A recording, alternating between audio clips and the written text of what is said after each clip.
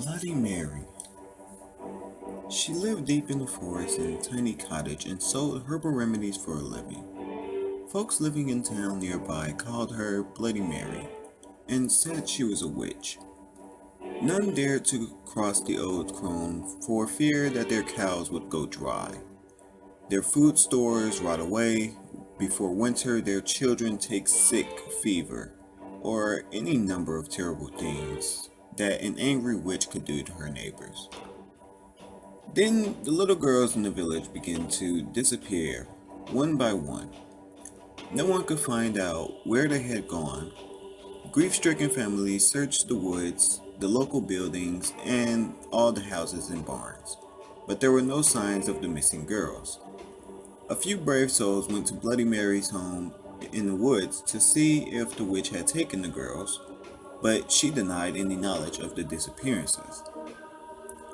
Still, it was noted that her haggard appearance had changed. She looked younger, more attractive. The neighbors were suspicious, but they could find no proof that the witch had taken their young ones. Then came the night when the daughter of the miller rose from her bed and walked outside, following an enchanted sound no one else could hear. The miller's wife had a toothache and was sitting up in the kitchen treating the tooth with a herbal remedy when her daughter left the house. She screamed for her husband and followed the girl out the door. The miller came running in his nightshirt. Together, they tried to restrain the girl, but she kept breaking away from them and heading out of town. The desperate cries of the miller and his wife woke the neighbors. They came to assist the frantic couple. Suddenly, a sharp-eyed farmer gave a point, gave a shout and pointed towards a strange light at the edge of the woods.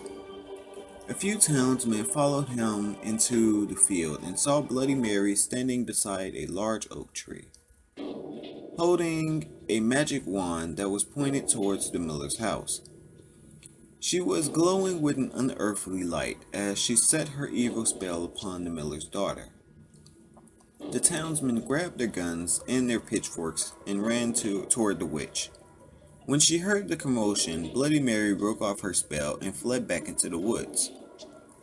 The far-sighted farmer had loaded his gun with silver bullets in case the witch ever came after his daughter.